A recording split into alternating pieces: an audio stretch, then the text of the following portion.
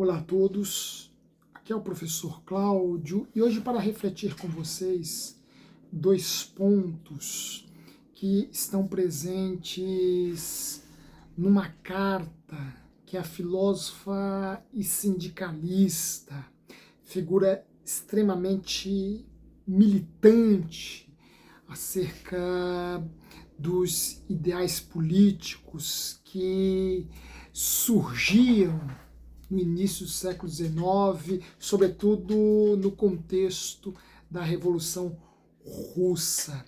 Esta filósofa e sindicalista foi uma grande entusiasta destes novos ideais, uma figura extremamente militante que conseguiu conciliar pensamento e praxis, teoria e praxis, pois além de filósofa, foi também uma militante destes ideais. E eu me refiro aqui à filósofa Rosa Luxemburgo, que em 1917, portanto no contexto da Revolução Francesa, se encontrava presa em Breslau, onde ali já estava, numa prisão feminina, onde ali já estava há 3 anos. E no Natal de 1917, ela escreve uma carta a uma amiga sua, e carta essa que vai se tornar, nas palavras de um comentador, de um conhecedor da obra de Rosa Luxemburgo, essa carta vai se tornar um verdadeiro documento de humanidade e poesia. Ali, às vésperas, a iminência do Natal de 1917, naquele rigoroso inverno de Breslau, Rosa Luxemburgo, numa prisão feminina, onde já estava há 3 anos, e em breve ela seria executada. Rosa Luxemburgo, para celebrar o seu Natal, Natal em cárcere, repito, este é o contexto no qual a nossa filósofa se encontra, buscando alguns artefatos para montar a sua árvore de Natal. Ela encontra um arbusto bastante ressequido, um arbusto um arbusto desprovido de viço, desprovido de nada que saltasse aos olhos, e deste arbusto, ela, Rosa Luxemburgo, a partir deste arbusto, que estava muito longe de representar uma árvore de Natal, repito, tratava-se de um pedaço de madeira desprovido de viço, desprovido de qualquer coisa mais atrativa, chamativa aos olhos. Estava muito longe, portanto, de se aproximar de uma árvore de Natal. Mas Rosa Luxemburgo, inspirada neste arbusto, experimentará neste Natal rigoroso, neste Natal de inverno rigoroso em Breslau, experimentará uma alegria, um gozo, um deleite, um prazer, cuja origem lhe era estranha. E mais estranha ainda devido às circunstâncias nas quais ela se encontrava. Presa, à iminência de ser executada, num contexto de turbulência política cujo destino ainda era incerto. Ela vai escrever uma carta neste Natal de 1917, por meio da qual ela expressa, primeiramente, e esse é o primeiro tema presente nessa carta que eu gostaria de refletir com vocês, ela expressa uma alegria, um gozo, um prazer cuja origem lhe era estranha, cuja origem lhe era ignorada, sobre a qual o máximo que ela poderia dizer é que se tratava da alegria da própria vida, da alegria do próprio viver, da alegria de estar viva, mesmo diante de um contexto extremamente adverso, mesmo num mundo, num contexto geopolítico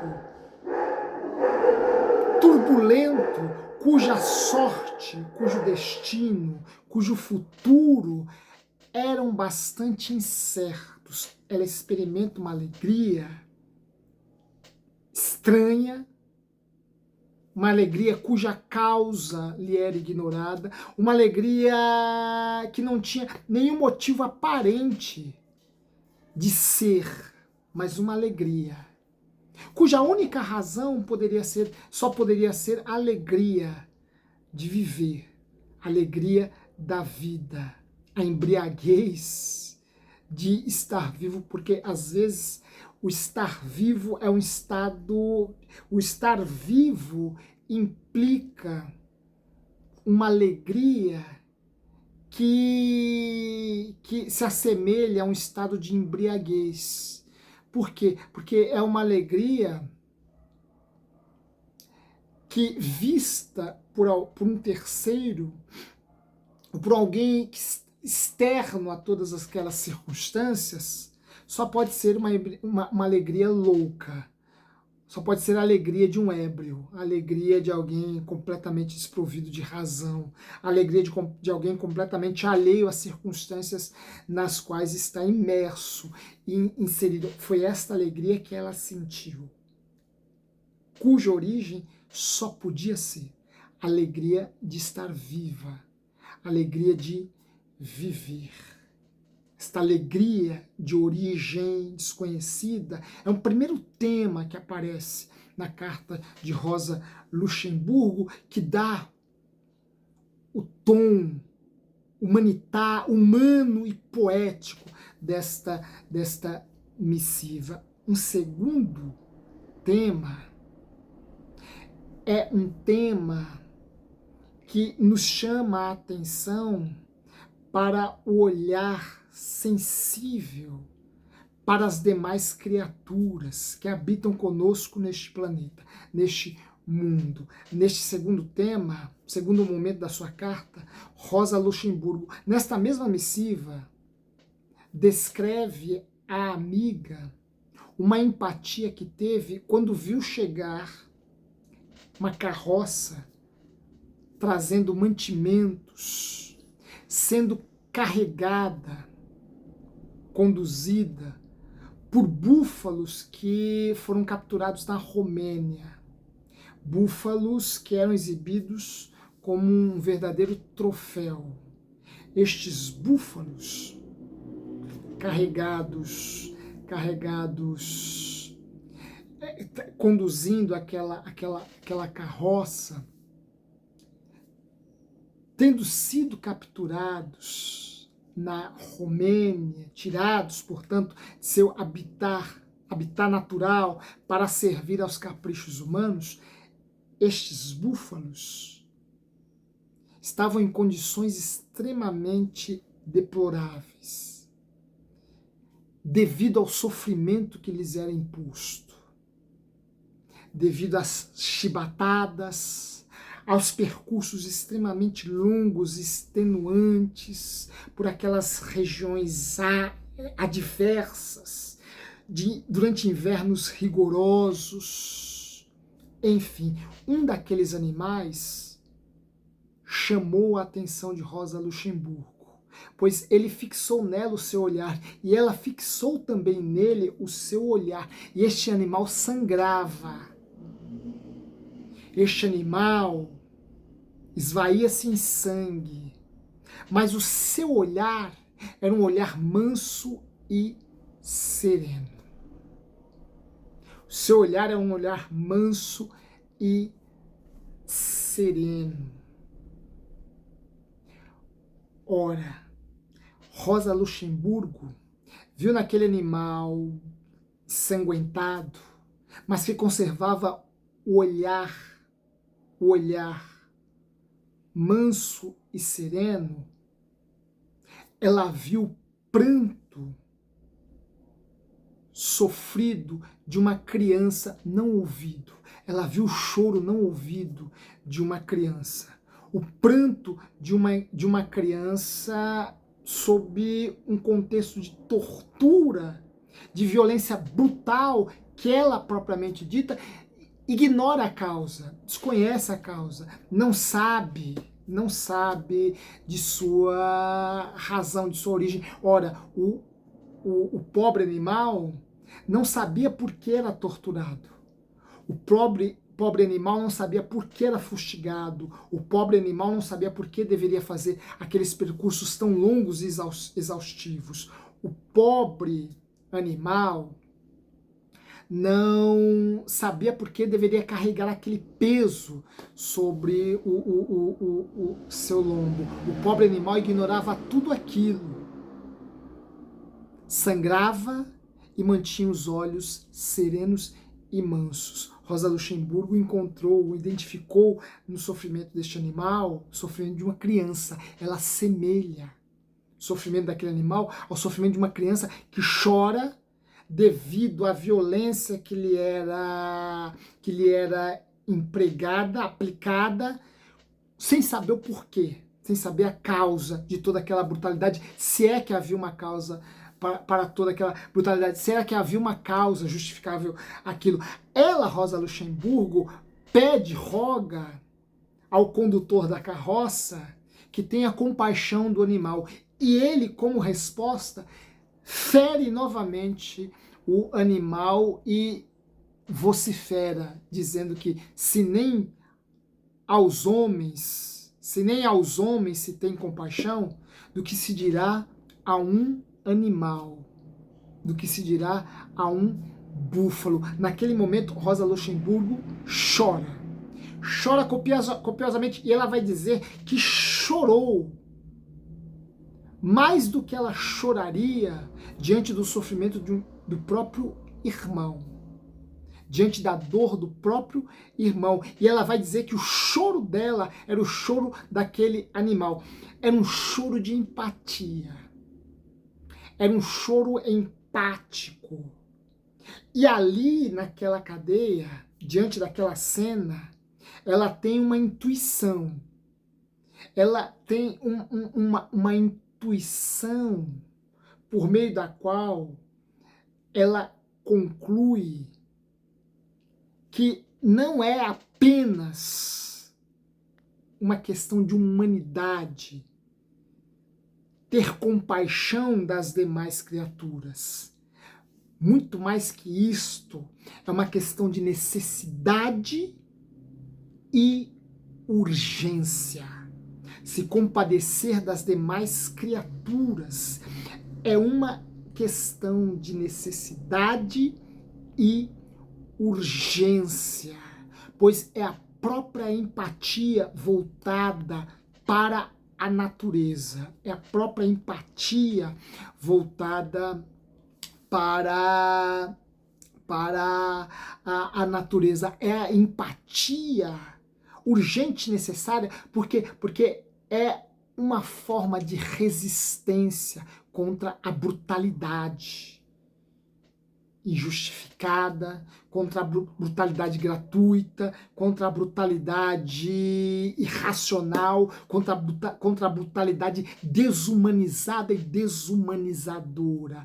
Ora, se voltar para a natureza, para as demais criaturas, e com elas estabelecer esta empatia, essa sensibilidade, para Rosa Luxemburgo era algo necessário e urgente, pois implicava uma empatia que era uma forma de resistência contra a brutalidade cega e irracional. Ora, Rosa Luxemburgo vai concluir o professor José Tolentino, que em sua Mística do Instante, obra que me inspirou a essas reflexões, obra a quem eu devo esta reflexão, pois é a minha fonte de consulta acerca deste episódio tão belo e maravilhoso envolvendo a figura de Rosa Luxemburgo.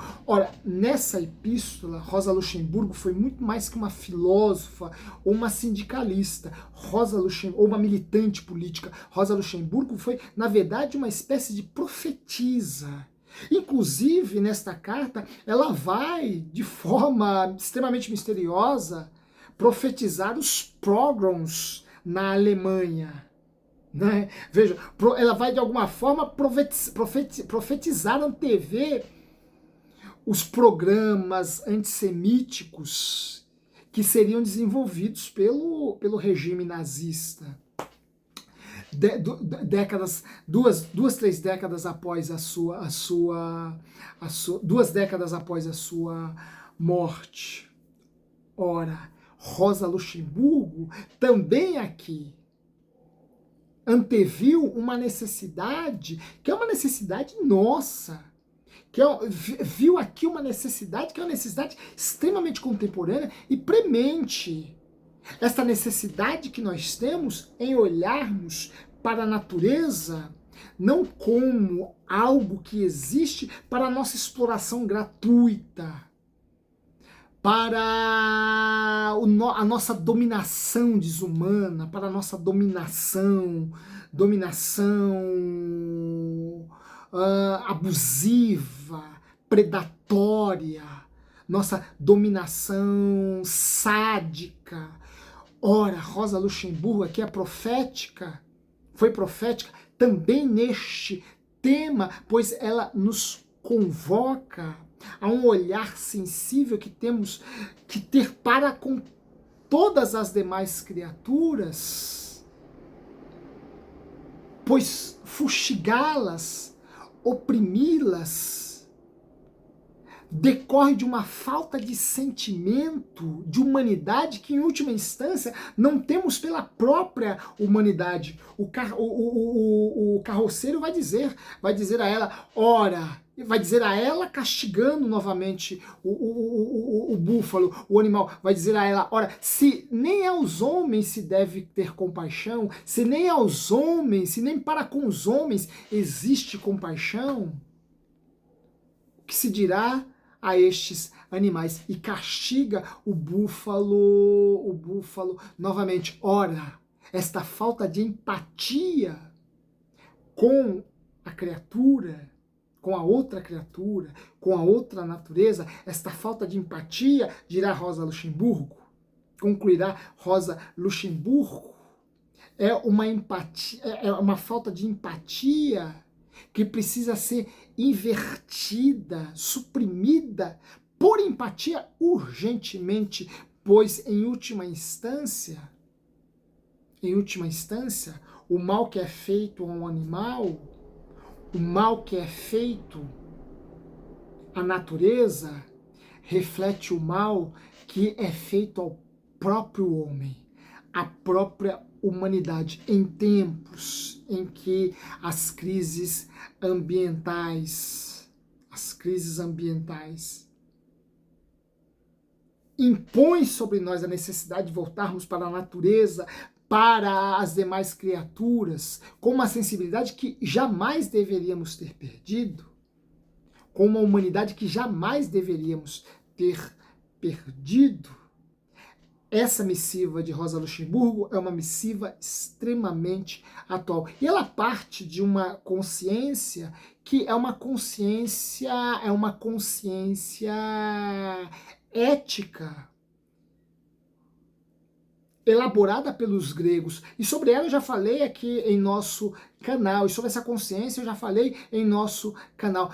Essa fala, esse protesto de Rosa Luxemburgo tem origens numa consciência ética que é elaborada pelos gregos, pois os gregos, diferentemente da ética cristã, da ética antropocêntrico-cristã, diferentemente desta ética que coloca o homem como centro do universo, como centro do mundo, como centro da natureza, e tudo mais existe para a sua satisfação, para os seus caprichos, diferentemente desta ética essa ética cristã, antropocêntrica cristã. Ora, para os gregos, o homem é parte do universo, o homem é parte do cosmos, o homem é parte da natureza, de tal forma que destruir a natureza, destruir o cosmos acarreta sua própria destruição. Portanto, castigar o animal implica em se autoflagelar. Derrubar uma floresta implica em se autodestruir. Mandar toneladas de plástico para os oceanos implica em se autodestruir. Ora, é isso que temos feito ao longo de séculos com o nosso mundo, com o nosso habitat, com a nossa natureza. É preciso olharmos para ela com a sensibilidade de uma Rosa Luxemburgo e tantos outros. Forte abraço, até o nosso próximo encontro. Eram essas as considerações que eu gostaria de fazer com vocês acerca desta figura maravilhosa, Rosa Luxemburgo, dessa missiva que eu fiquei sabendo, cuja existência eu fiquei sabendo por meio da leitura da Mística do Instante, do professor José Tolentino, do professor português José Tolentino, a quem eu devo essas lições aqui compartilhadas com vocês, cujo crédito atribuo a ele. São as leituras que vamos fazendo, são as leituras que vão nos inspirando, vão nos motivando, vão nos renovando o ânimo, vão nos dando coragem para resistir a este mundo tão insano, a este mundo tão desumano no qual estamos inseridos. Mas resistamos. Portanto, eu vou ficando por aqui. Se gostaram dessa reflexão, não se esqueçam de deixar aí os seus comentários, não se esqueçam de deixar aí o seu like. Isso nos ajuda, né? Esse engajamento de vocês nos ajuda bastante, pois o YouTube faz uma leitura positiva desse tipo de engajamento e manda, né? Distribui esse vídeo a outras pessoas. Se não fez a tua inscrição, faça a tua inscrição em nosso canal, compartilhe este nosso espaço com outras pessoas e em breve voltaremos aqui para refletirmos juntos. Forte abraço e até lá.